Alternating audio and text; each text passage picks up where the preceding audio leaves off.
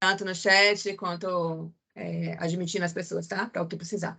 Coloquei agora para iniciar a gravação, então deixo Tá com bom. vocês aí. Sucesso.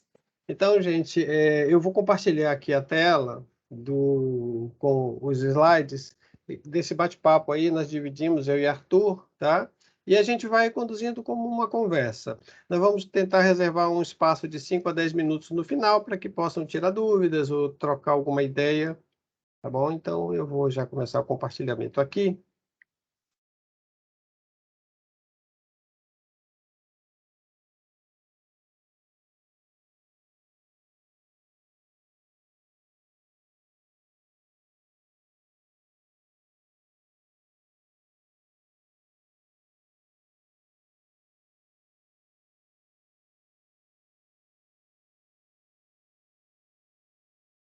Arthur, me dá um feedback aí, tá tudo Não, ok? tá tudo ok, tá tudo direitinho. Tá bom, então vamos lá. Nós vamos falar um pouco sobre as tecnologias digitais de informação e comunicação para o século XXI, né? Eu, o professor Isaac e o professor Arthur Kronbauer. Então, a nossa agenda para esse tempo é um tempo relativamente curto, mas nós vamos tentar falar um pouco sobre as ondas de inovação, para contextualizar essa questão evolutiva, né, das tecnologias, um pouco de internet e computação na nuvem, internet das coisas, inteligência artificial, ciência de dados e big data. Tem mais coisa? Tem mais coisa. Só que essas questões que nós pontuamos são questões que são atuais, elas estão em processo. Existem outras coisas que estão ainda sendo desenvolvidas, pensadas, como computação quântica, mas a gente procurou trabalhar um pouco dessas tecnologias que estão aí prementes para o século XXI e estão bombando e vão bombar.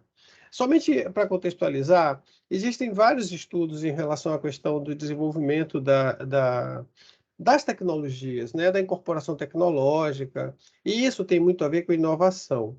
Então, a SDGs tem tudo a ver com inovação. Existe um estudo, né, de Schumpeter, desde 1934, que ele defendia que a inovação era o que provocava mudanças no mundo. E a gente tem que pensar no mundo digital, como ele está fazendo hoje, como as tecnologias do passado fizeram também. Então, quando veio a Revolução Industrial, houve uma mudança na economia e no mundo do trabalho. A própria civilização mudou o seu comportamento geográfico. As pessoas saíram do campo, foram para os centros urbanos para trabalhar na indústria. Aí veio as ferrovias com a máquina a vapor e a estrada de ferro. Então, você começa a conectar distâncias grandes em um tempo menor, você transporta carga. Isso fez com que também começasse essa interconexão. E em 1900 começa a questão do surgimento da eletricidade, desenvolvimento dos químicos e o motor a combustão. E vem o automóvel. Transforma a vida das pessoas. Já na década de 50, você vem aí com o surgimento do avião, que teve um impacto muito grande já nas guerras, né, nas grandes guerras. Os eletrônicos, com o surgimento dos computadores, primeiros computadores, os grandes computadores, e os petroquímicos, surgimento do plástico, do polietileno. O que é interessante pontuar desse estudo, dessa avaliação, é que o período de mudança de ciclos inovativos que mudavam a sociedade eram tempos mais longos, 60 anos, 50 anos, depois 40 anos, 30 anos. Então, hoje a gente tem uma transformação muito grande em tempos muito curtos, de 30 anos, 20 anos. A gente tem que estar acompanhando isso e é um desafio para a gente, tá? Porque nós estamos no mundo agora do digital. Se vocês pensarem, alguns de vocês, né, eu, por exemplo, fui do tempo que tinha um aparelho chamado telefone nas casas, que a gente falava por ele e não tinha imagem, não tinha nada, e todo mundo tinha que ter um telefone, né? A gente não imaginava falar com uma pessoa em trânsito, viajando no carro. Aí surgiram os telefones celulares. Mas os telefones celulares foram substituídos de novo por uma nova tecnologia, que são os smartphones. E existe uma diferença muito grande de um telefone para um smartphone, porque com o smartphone você tem um computador móvel em qualquer lugar que você esteja. E aí vem essa questão da internet. A internet foi uma inovação, tá? Que criou uma revolução no nosso modo de vida. Se a gente, quem é mais antigo, né? Quem tem mais de 30 anos, imagine como a gente trabalhava no passado. Hoje você começa a ter uma situação, e eu acho que vocês vivenciam no escritório, que se faltou energia e não tem internet, você diz, não tem nada que eu possa fazer mais aqui. Eu não sei o que eu vou fazer. E isso é impressionante, porque não era assim. Eu trabalhei, antes de estar na universidade, em banco, né? E os bancos funcionavam e não tinha internet, não parava tudo. Você sacava, depositava. Agora tinha uma coisa chamada cheque. Tem gente aqui que talvez nem saiba o que é um cheque, né? E hoje você tem um cartão de plástico que você leva para qualquer lugar, mas você não precisa do cartão de plástico. Você pode ter apenas o seu aparelho celular e você transfere para o Pix, você bota o cartão aproximação e debita, acredita.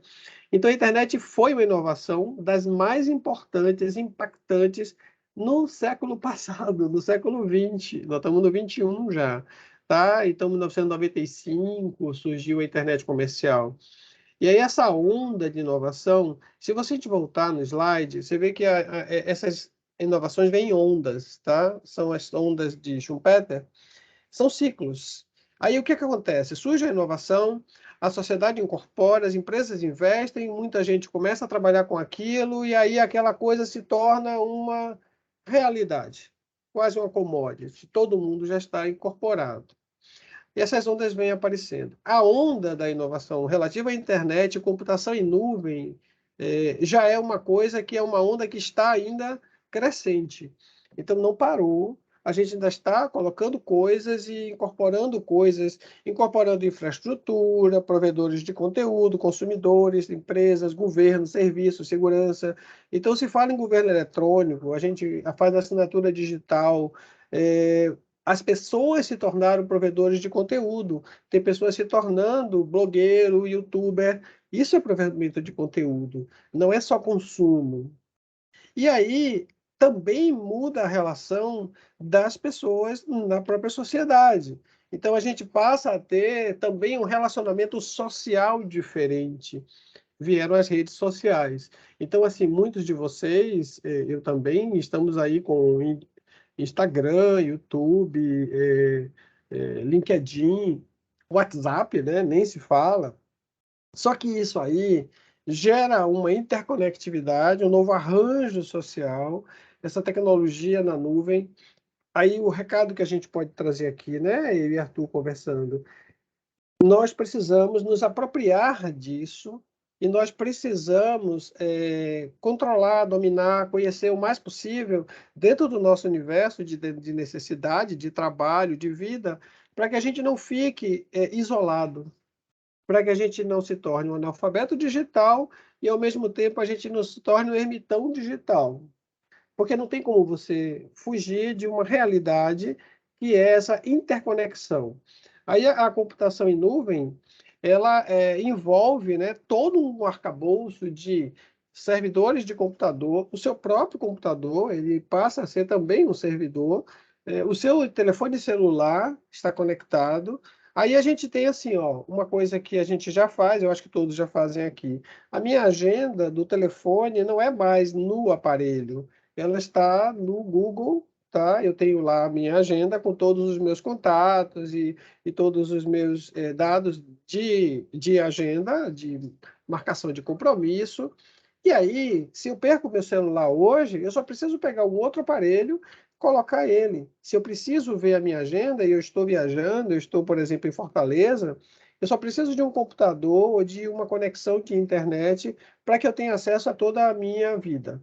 É claro que a gente vai falar um pouco mais sobre isso na parte de dados, que do mesmo modo que você tem acesso a toda a sua vida, toda a sua experiência de dados, também isso fica disponível para outras pessoas e outras entidades, e a gente vai falar um pouco sobre isso mais para frente. Não é, Arthur? Aí a tendência é tudo conectado. E eu acho que o Arthur vai falar um pouquinho sobre isso, né? Tudo conectado, né, Arthur? É isso aí, professor Isaac. Na verdade, né, a gente hoje vive o que a gente chama de internet das coisas, né? Então, na verdade, a internet das coisas é um dos pilares do que a gente chama ainda de computação ubíqua e pervasiva, né? A computação ubíqua e pervasiva, ela transcende todas essas tecnologias, né? A gente tem a internet das coisas, que está muito voltado ao que a gente está mostrando nesse slide, onde a gente tem sensores, atuadores, web servers, né? A inteligência artificial, né? Por trás desse processo e, né, o Big Data, que, na verdade, é uma forma de você explorar a quantidade de dados que estão disponíveis hoje e que, na verdade, a gente não consegue, né, tratá-los, né? A gente tem um tratamento muito baixo ainda dos dados, mas isso aí eu vou deixar para você falar daqui a pouco. A minha intenção aqui é mostrar que a internet das coisas, na verdade, ela tem uma série de sinergias, né? E principalmente ela está relacionada com sensores e atuadores. Então, a gente, na verdade, captura informações contextuais e, baseado nessas informações contextuais, a gente toma decisões, certo? Quando eu falo a gente toma decisões, na verdade, a inteligência artificial que está por trás dessas tecnologias é que tomam decisões para nos auxiliar no nosso dia a dia. Então, a gente hoje está muito relacionado com a inteligência artificial e com a proposta que ela nos traz, que é tornar as coisas autônomas, né? Então, a gente observa que, por exemplo, você assiste um filme na Netflix e logo depois a gente recebe uma série de recomendações de outros filmes, né, que estão relacionados àquele filme que você assistiu. Isso é inteligência artificial trabalhando para dar uma recomendação assertiva, né, naquele momento, certo? Então, a gente está muito vinculado a isso, certo? No próximo slide, me parece que tem algumas das aplicações, né, que a internet das coisas nos propicia. Mas antes disso, é importante falar que a internet das coisas ela foi possível devido à miniaturização dos dispositivos computacionais, certo? Então, os dispositivos eles reduziram-se em termos de tamanho para que a gente pudesse embarcar, né, nos diversos periféricos que a gente carrega conosco, né, nos diversos acessórios, né? Além disso, a gente teve uma comunicação sem fio, né, que a partir de 2010 ela começou a ser decisiva para, né, essa proliferação dos dispositivos computacionais na era da internet das coisas. E depois a gente tem avanços nos sistemas microeletromecânicos, que significa que a gente tem diversos atuadores e sensores no mesmo cenário que eles tomam, né, eles atuam no ambiente para tornar esse ambiente mais apropriado para os seres humanos, certo? E isso a gente vai poder ver numa série de equipamentos que estão distribuídos em várias áreas. Por exemplo, na área da saúde, a gente tem muita coisa, né, baseado na internet das coisas. A gente tem muita coisa que atualmente, né, muitas máquinas que permitem as pessoas continuarem vivas são controladas por dispositivos computacionais sem intervenção do ser humano, né? A área militar é outra área que tem, né, uma ascensão grande em termos de internet das coisas. A gente vê uma tecnologia muito evoluída na área militar, né? A gente está vendo hoje a guerra da Ucrânia lá e você pode ver que tem os drones, né, que são coordenados à distância e que tem, né, são muito letais, né, e precisos nos seus bombardeios. A gente tem muitos equipamentos que são disponibilizados no que a gente chama de roupas, né, computação vestível, né, que são as roupas que têm dispositivos computacionais. Nós temos diferentes tipos de sensores que estão acoplados aos seres humanos para que eles possam praticar determinadas atividades físicas sem sofrer lesões, né, e de forma apropriada.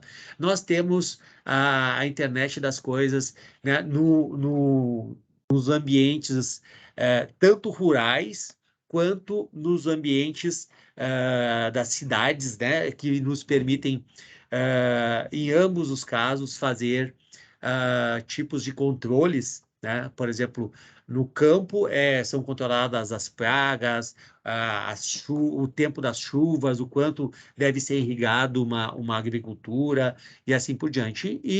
E nas grandes cidades, a gente tem as sinaleiras, né, que são coordenadas pela internet das coisas, baseados no fluxo de carros, né, que estão disponíveis num determinado horário, numa determinada avenida, né? A gente vê a internet das coisas nos nossos carros, né, que estão disponíveis hoje, cada vez mais. A gente tem os carros elétricos e além disso, a gente tem uma série de novidades, né, que nos cercam dentro na área automobilística, né? A gente tem a indústria 4.0, né, que é uma indústria que cresce exponencialmente, produzindo cada vez mais, com maior qualidade, né? E isso também com uma certa autonomia, né? Cada vez menos necessitando do ser humano nesse processo devido à internet das coisas.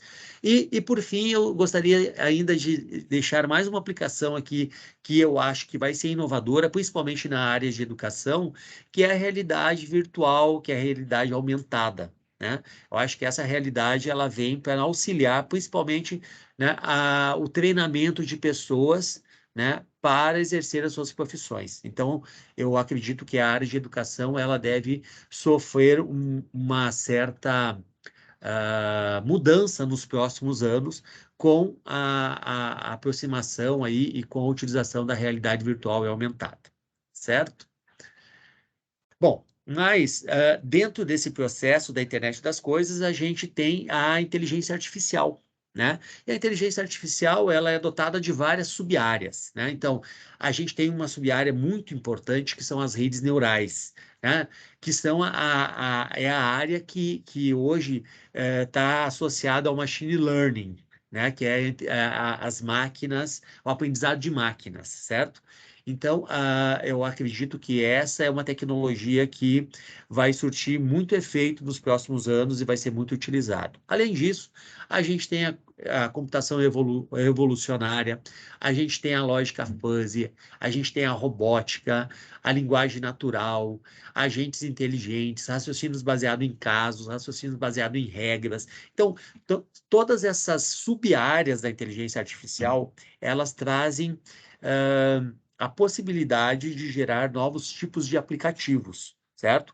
E nos possibilitam utilizar em várias áreas, certo? No próximo slide, a gente tem algumas aplicações que estão utilizando a inteligência artificial, né?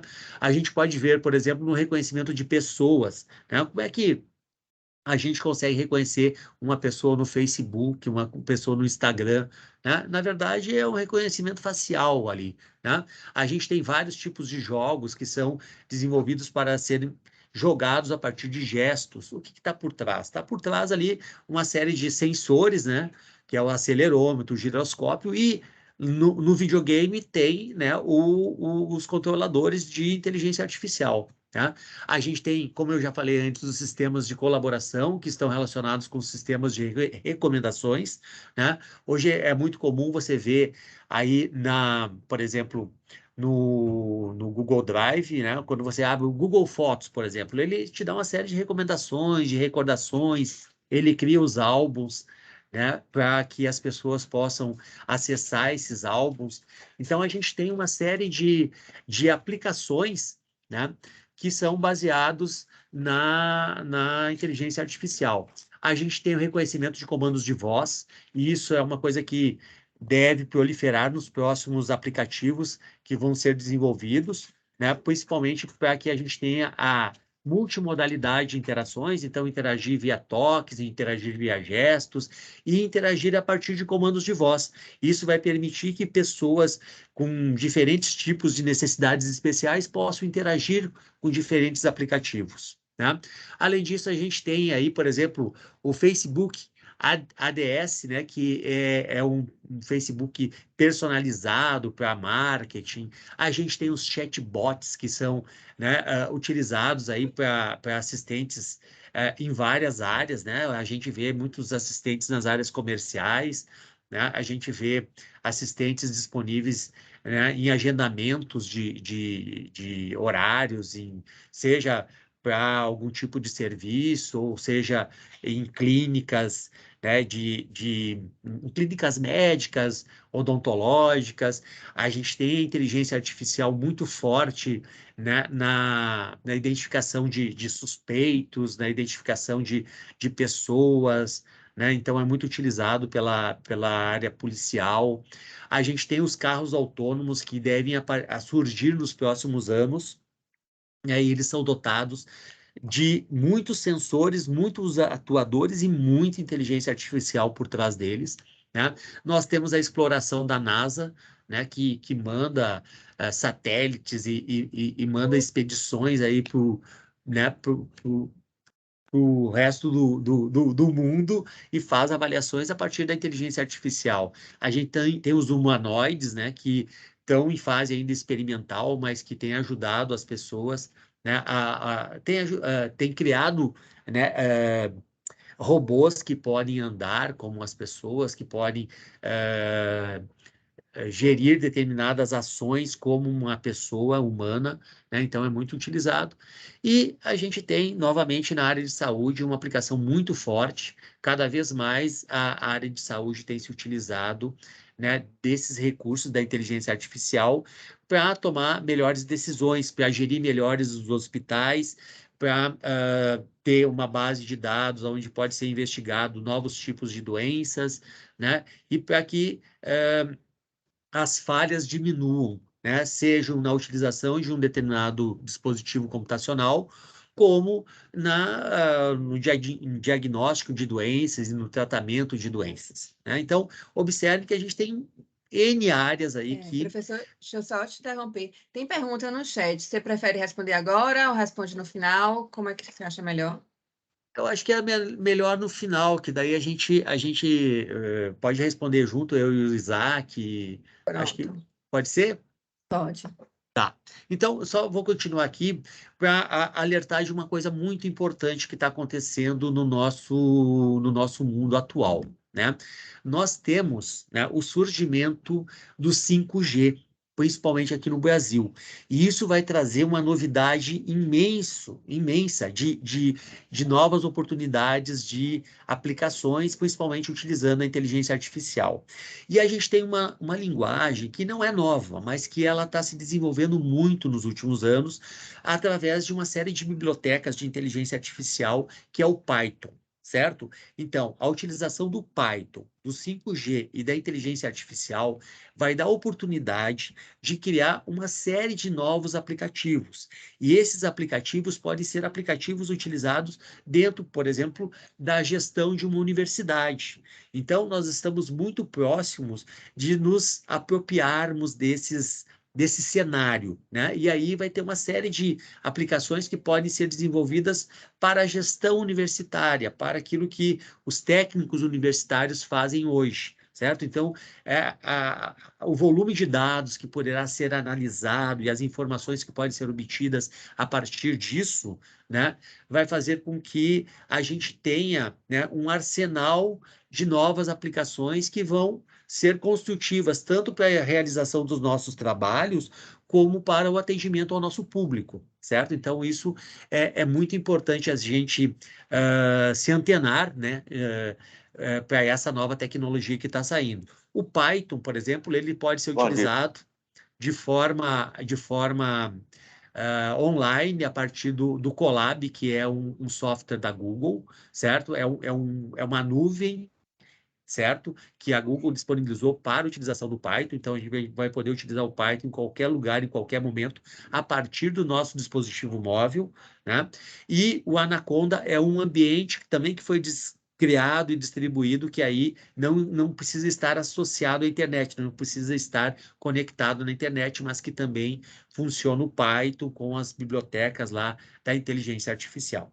Ok? Então, só um adendo aí, né, importante, que é essas tecnologias que estão surgindo e que vão servir para criar os novos aplicativos nos próximos anos, ok?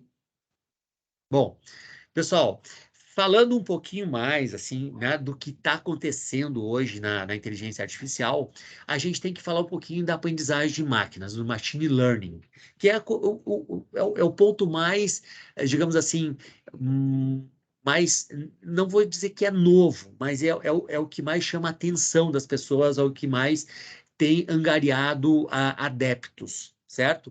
Então, o machine learning, ele passa por 3 processos bem distintos, que é a aprendizagem supervisionada, quando você tem uma classe, né, e você consegue treinar o teu algoritmo para resolver problemas que estão relacionados àquela classe. Então, chegando novos problemas, ele vai classificar, né, esses novos dados em uma determinada classe, certo? Aí a gente tem classificação, regressão, e a gente tem uma série de aplicações, né? Classificação de imagens, retenção de clientes, diagnósticos, previsões, otimização de processos, novas percepções, certo? Aí a gente tem a aprendizagem não supervisionada, que é quando você não tem uma classe. Daí você tem 2 tipos de tratamento, uma redução dimensional e o agrupamento. É quando você agrupa elementos que são semelhantes, certo? Então, aí você tem uma série de aplicações também surgindo, né? Segmentação de clientes, marketing direcionado, sistemas de recomendações, visualização de Big Data, né? Compreensão significativa, descoberta de estruturas, elicitação de recursos, e a gente tem um aprendizado por reforço, certo? Esse aprendizado por reforço, ele é baseado, né, num algoritmo que ele recebe algum tipo de premiação por ter executado alguma atividade de forma correta. E aí a gente tem a navegação de robôs, né, a aquisição de habilidades, a aprendizagem de tarefas, a inteligência artificial de jogos, decisões em tempo real. Então, observe que a gente tem uma série aí de elementos que podem ser aplicados em diferentes tipos de aplicativos inovadores, certo? Que vão permitir, né, que a gente se beneficie do aprendizagem de máquinas, certo? E a aprendizagem ela é contínua. Então, à medida que vai passando o tempo e que esses algoritmos vão tendo a possibilidade de analisar mais dados, mais assertivos eles vão ficar, certo? Então, é outro ponto relevante da inteligência artificial que eu gostaria de chamar a atenção de vocês.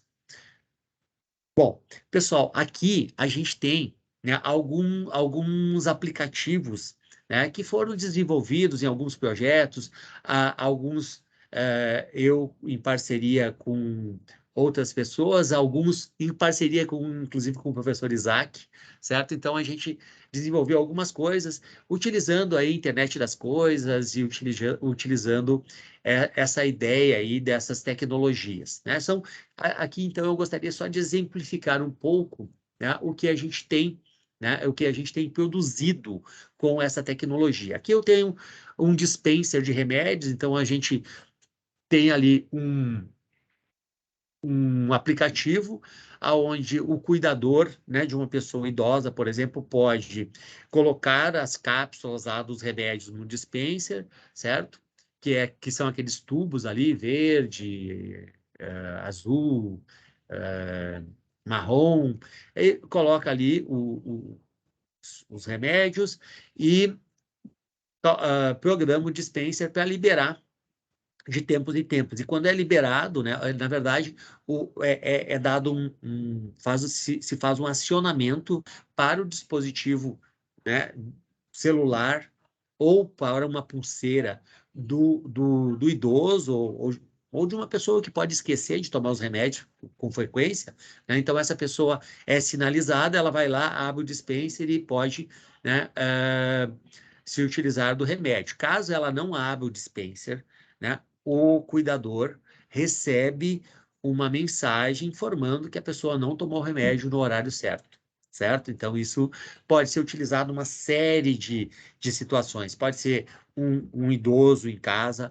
pode ser um dispenser utilizado por paciente dentro de um hospital, já que há um grande problema com troca ou falta de administração de medicamentos para determinados pacientes, né? E essas trocas de medicamentos que ocorrem nos hospitais, inclusive, podem ser muito danosas para o ser humano, porque a pessoa pode ingerir um medicamento que ela tem algum tipo como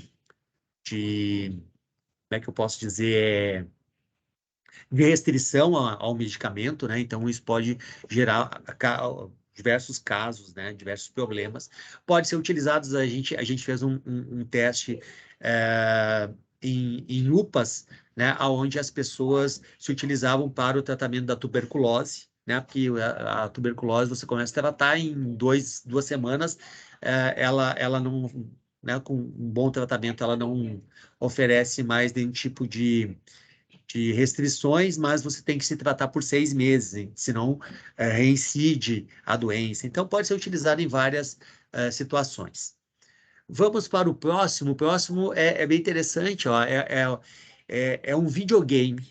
É uma luva que tem um acelerômetro, um giroscópio, um Arduino, e eu tenho, dentro de um Raspberry, eu tenho um videogame embarcado, certo? E as pessoas podem se utilizar para a reabilitação de movimentos, certo? Então, o fisioterapeuta, o terapeuta ocupacional, vai lá e configura o jogo para que a pessoa faça os movimentos, né?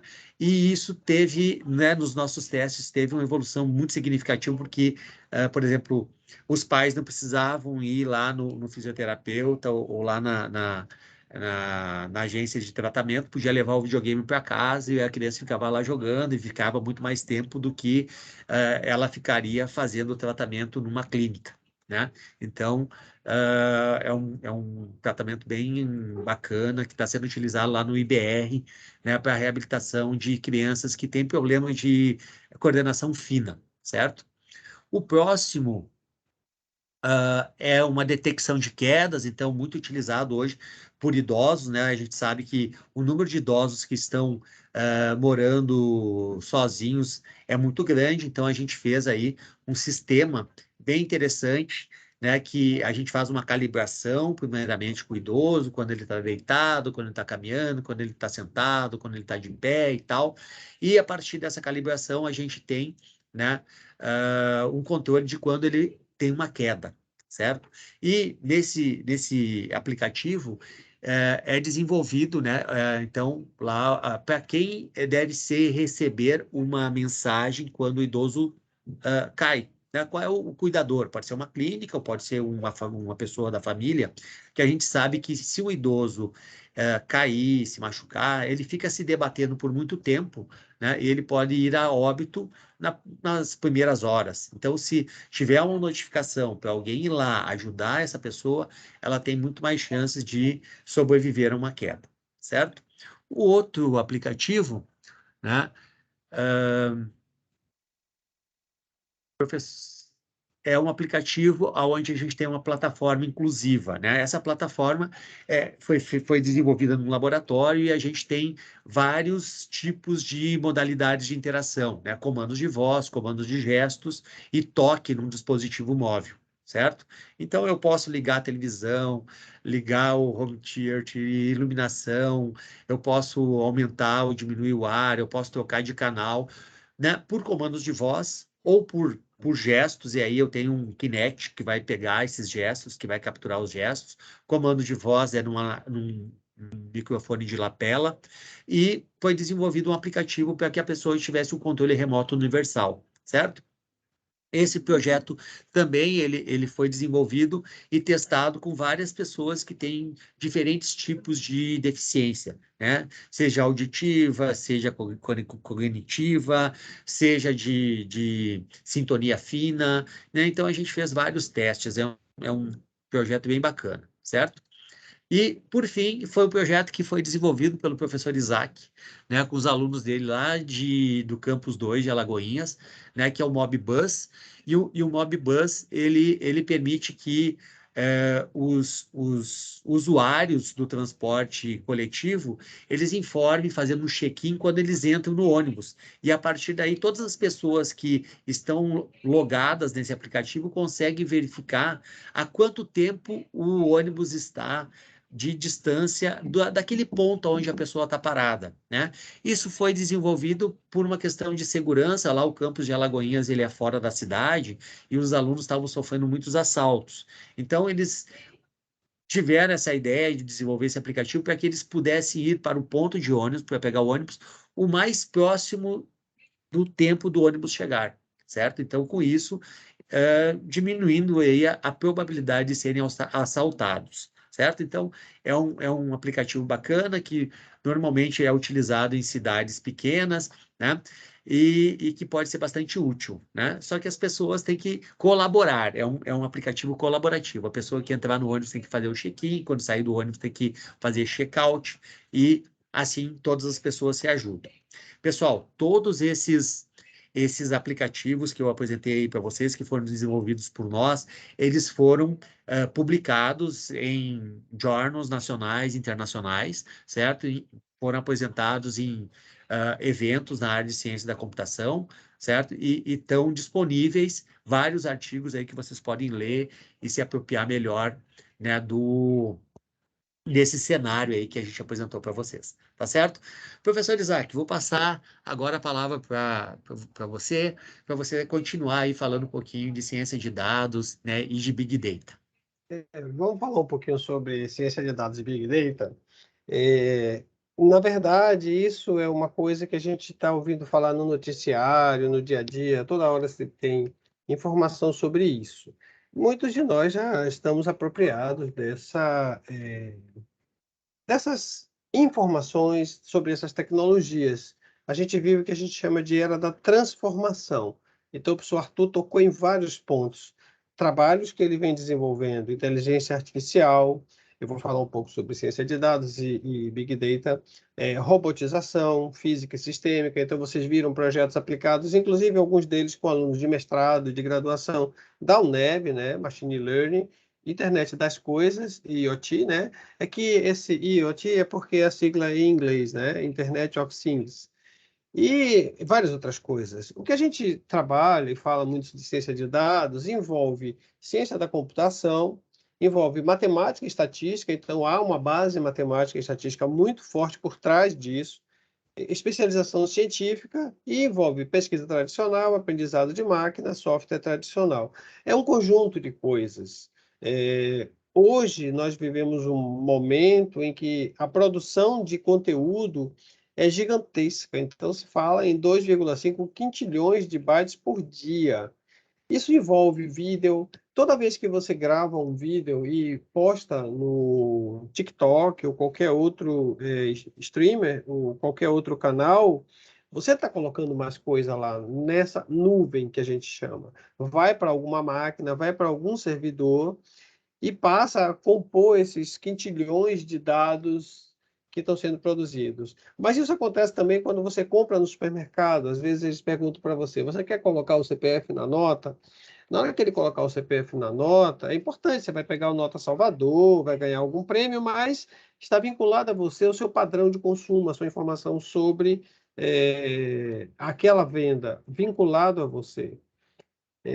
Tudo que a gente fizer, entrei na internet, chequei o meu e-mail, mandei uma mensagem, naveguei na internet, tudo isso está produzindo dados e isso vai sendo armazenado para formar o que a gente chama de um Big Data.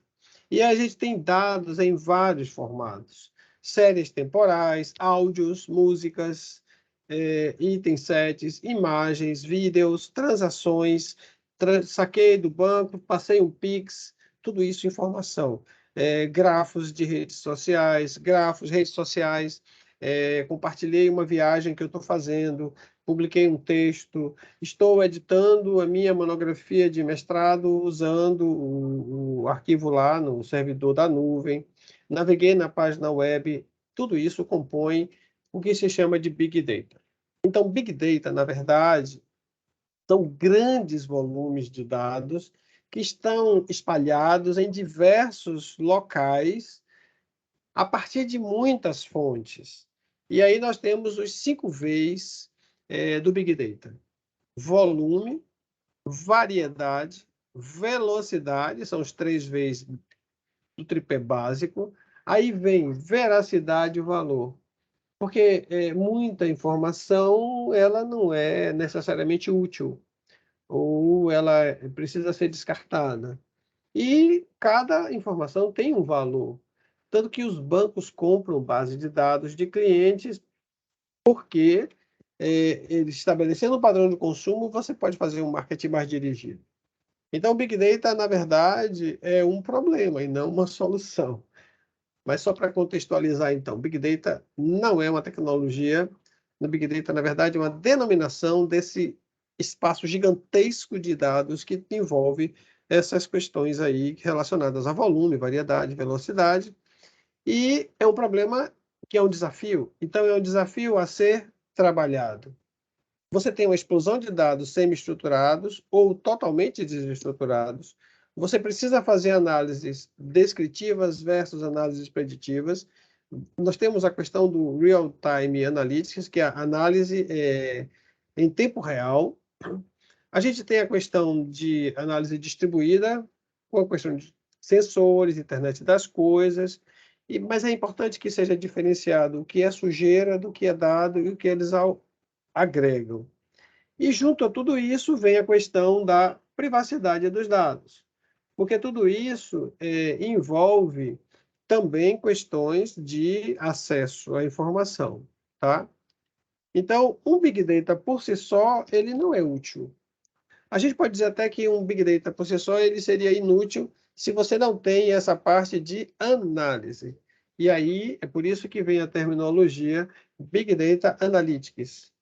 Quando você junta essa massa de dados com algum algoritmo, com alguma tecnologia, com machine learning, com as coisas que Arthur falou, você tem o que a gente chama de smart data. E aí vem as técnicas que envolvem o Big Data Analytics. A gente não vai ter, pelo tempo que nós temos, como entrar em detalhes muito técnicos, mas aqui mostra a estrutura básica de um projeto baseado em Analytics envolvendo Big Data. Então, primeira coisa, coletar. Depois, ingerir. Descobrir e limpar. Eu acho que descobrir e limpar é uma das etapas mais importantes do Big Data, porque assim a gente precisa descartar tudo aquilo que não vai agregar valor no final. Aí depois que você tem isso, você vai integrar, analisar e daí você pode entregar. Entregar pode ser através de visualização de dados, geração de gráficos, geração de conteúdo.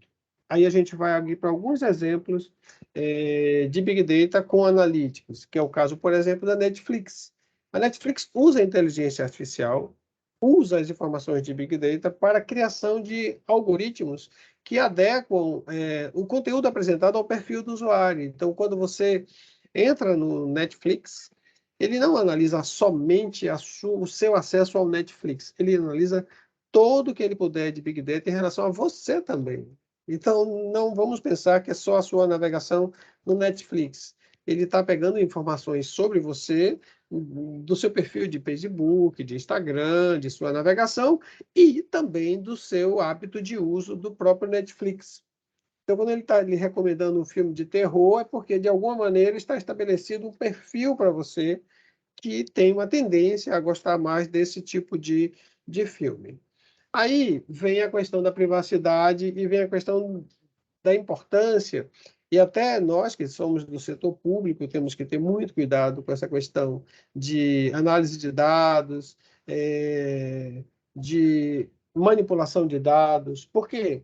Porque há um efeito colateral que pode ser danoso, pode ser problemático. Eu vou dar dois exemplos aqui sobre Big Data e privacidade que são assim bem documentados na bibliografia mundial, vocês podem pesquisar no Google, que é o caso da Target, que é uma empresa de varejo norte-americana, muito grande, né?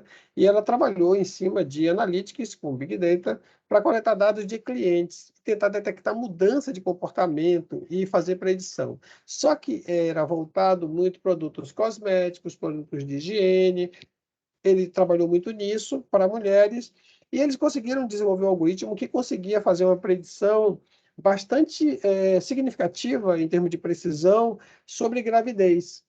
primeiro, acompanhar mulheres que estavam em estado já de gravidez, né, durante o período da gravidez, 2, 3, 8, 10 meses, para poder recomendar fralda, equipamento, material de limpeza, medicamentos, mas também mulheres que estavam com perfil de gravidez e já mandavam com antecedência material para essas crianças, desculpe, para essas mulheres.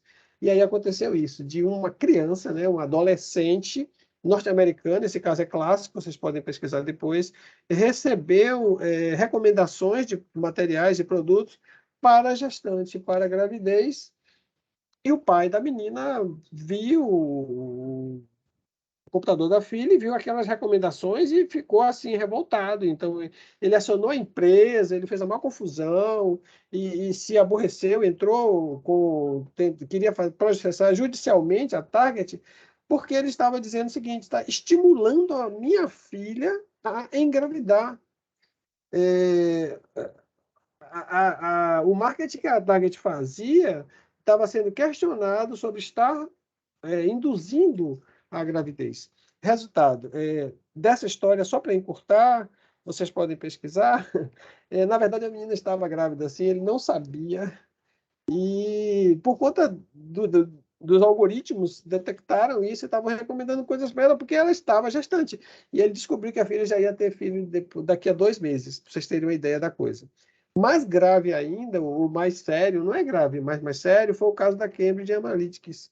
Eu acabei escrevendo errado, né? Analytics, que começou a recolher dados em 2014 do Facebook, principalmente do Facebook, de milhões de usuários, mais de 87 milhões, e há uma acusação séria de que pode ter influenciado a eleição dos Estados Unidos.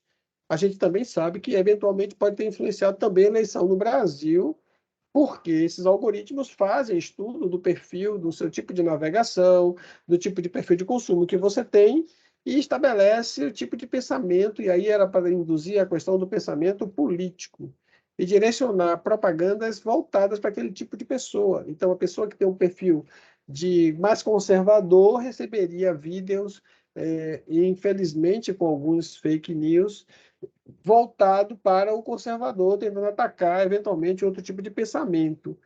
E isso é uma coisa já realmente noticiada e muito séria, mas é o lado da privacidade, é o lado que pode ser efeito colateral do Big Data. Bom, existem muitas tecnologias envolvidas para se trabalhar com isso, tá? Então, assim, a gente tem o NoSQL, que são os bancos de dados não relacionais, não apenas relacionais, que estão aí já com bastante volume de dados, NewSQL, aí tem o MapReduce, Hadoop, sistemas distribuídos, visualização de dados, ETL, arquitetura de dados, modelagem multidimensional. São muitas tecnologias, e aí se recomenda que o profissional que vai trabalhar com isso se foque muito mais em tecnologia do que em ferramenta. Apesar de que algumas ferramentas se destacaram, como o R, como o Python, mas é importante que ele domine os conceitos relacionados. Para a gente ir chegando ao final, quem tiver interesse, né, nós temos muitos técnicos aqui na UNEB que são muito ligados à área de tecnologia e podem ter interesse em desenvolver alguma carreira em Big Data. Então, nós temos atividades relacionadas com analista de dados, muito do que eu falei está relacionado com o trabalho de analista de dados, arquiteto de dados, desenvolvedor de machine learning, aí vai precisar de estudar um pouco mais de inteligência artificial, o próprio cientista de dados em si, e analista de BI/BA, que é Business Intelligence, e para inteligência artificial também, Business para inteligência artificial, tá?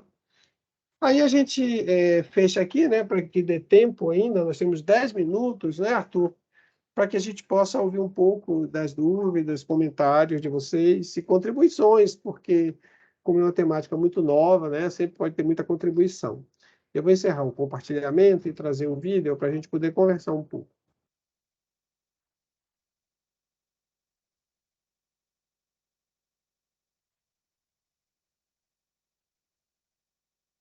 Larissa, se você tiver as questões que foram colocadas no chat, talvez isso possa ajudar, né?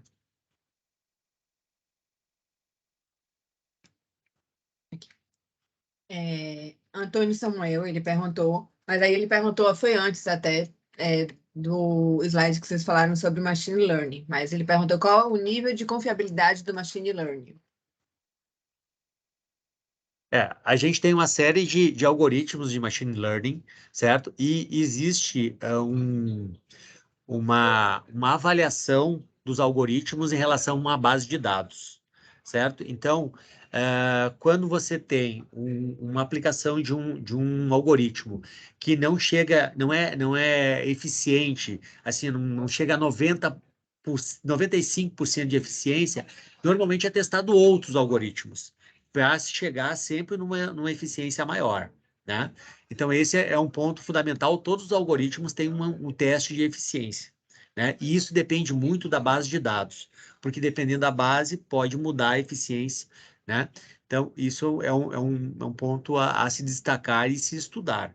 Mas os algoritmos de machine learning têm atingido eficiências bastante significativas, né? Agora, por exemplo, existem algoritmos, você quer saber, por exemplo, se um cara é bom pagador ou mau pagador, né? Aí o algoritmo machine learning, ele para os bons pagadores, ele tem 99% de precisão. E para os maus pagadores, ele só tem 50% de precisão.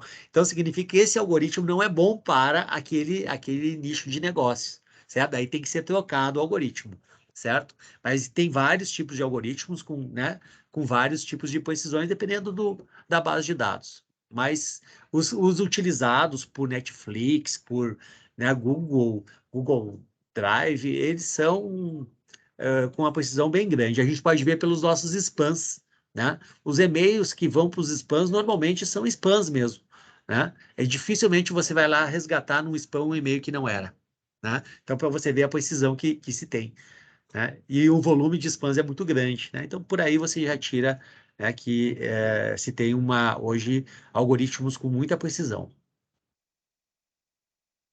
E ainda tem a Manuela Martins, ela comentou, né? Quanta coisa interessante que eu não sabia. E aí a gente estava comentando também aqui, né, nos grupos do WhatsApp, o quanto de coisa legal que vocês, né, estão criando, estão trazendo, e que nem todo mundo conhece, né? Então, eu falei assim, até a Alexa, eu estava comentando aqui comigo, assim, até a Alexa eles criaram também, né? Aquele negócio de fazer por comando de voz. Então, é bem interessante e é importante realmente ser divulgado, né, para todo mundo. Flávio colocou aqui, bom dia a todos. Alguns pesquisadores alertam sobre os riscos de inteligência artificial. Até que ponto devemos nos preocupar com a inteligência artificial em perder o controle sobre ela? Essa é uma questão mais filosófica, eu vou deixar para o professor Isaac responder. Eu não sei, Arthur, como responder, porque assim tem muito filme de ficção científica sobre isso. Mas é assim, ó, toda a tecnologia ela pode ser usada para o bem ou para o mal. Isso é uma realidade da sociedade, da civilização. Por exemplo, o avião não foi pensado para a guerra, mas ele se tornou uma das armas de guerra mais letais. Quando o Einstein estudava as teorias de física, ele não pensava em construir a bomba atômica. Ele queria apenas descobrir novas fontes de energia. Ele descobriu que podia extrair energia do átomo. Era só isso, não tinha outra coisa. E aí você vai e bota o Schopenhauer e os outros lá americanos, e não, os russos também. A gente pode aproveitar e construir uma bomba muito mais poderosa do que a dinamite. O prêmio Nobel é dado por um pesquisador sueco, né, em homenagem ao pesquisador sueco que doou o dinheiro dele, a fortuna dele, para construir o prêmio, muito por remorso, arrependimento. Ele inventou dinamite, gente. E matou um monte de gente. E aí, no final da vida, ele se sentiu um pouco, poxa, não era essa a intenção, era para resolver a questão de mina, para poder fazer estrada de ferro, para poder furar montanha, e os caras estão usando para matar a gente. Então, ele pegou e doou grande parte da fortuna dele para que se transformasse em um prêmio que premiasse as pessoas que desenvolvessem novas soluções para a humanidade. Então, assim, a inteligência artificial não é diferente. É uma tecnologia, é uma pesquisa que está aí. O Arthur mostrou tudo para o bem. Ele mostrou um monte de coisas que a inteligência artificial é usada para o bem. Agora, assim, pode haver uma ficção científica e vir uma inteligência artificial que tire o controle das pessoas? Pode. A gente corre o risco de desencadear uma guerra por conta de um algoritmo que interprete mal um movimento militar, não é isso, Arthur? E dispare alguma coisa. Então, assim, o risco sempre há. mas o risco não é um motivo para a gente desistir de uma tecnologia. O que nós precisamos é de mecanismos para controlar as pessoas, controlar os pesquisadores, para que a gente não chegue nesse ponto. E eu vou responder logo uma pergunta do Cambridge Analytics, que veio, que tem a ver com isso, sobre estudar mais isso. Veja só, uma coisa que nós temos tido hoje muito séria é o acompanhamento da legislação versus a evolução tecnológica digital. A legislação tem tentado acompanhar. O Brasil botou a LGPD, a Lei Geral de Proteção de Dados, há pouco tempo. Tem a lei de Carolina Dickerman, e a gente realmente é difícil, porque, por exemplo, como controlar e penalizar a questão das fake news, né? Então, assim, ainda os governos precisam pensar nisso, nós que estamos na academia temos que propor isso, discutir isso, aí o pessoal mais da questão filosófica, como o Arthur falou, tem que estar atento para que tenha comitê de ética e pesquisa, e que quando estiver fazendo uma pesquisa que está robotizando o ser humano, ele diga, não, essa pesquisa não vai ser permitida, tá? O que é que você acha, Arthur? Eu acho que é por aí mesmo. A gente não tem como limitar a pesquisa, né, se esconder como uma avestruz, botar a cabeça né, num buraco e achar que a gente resolveu o problema do mundo. Não, o mundo vai acontecer como ele está acontecendo. As evoluções vão aparecendo. Eu acho que a questão ética é uma questão que precisa ser né, levada a sério, né? E eu acho que os humanos precisam ser mais éticos. Esse é um aspecto que está relacionado não com a tecnologia, mas com o ser humano. Esse é o nosso problema, na verdade, né? Então, eu acho que é isso. Não tem como limitar a tecnologia. Eu acho que tecnologia vai surgir, a gente vai evoluir e está cada vez mais exponencial, né? Como o professor Isaac falou aí no início, né, da apresentação, né? Então, não tem como.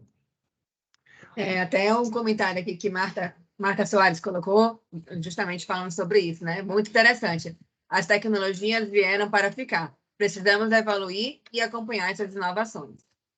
Aí a Manuela colocou também do Instagram, que utiliza muito desse tipo de algoritmo, né, que vocês estavam comentando.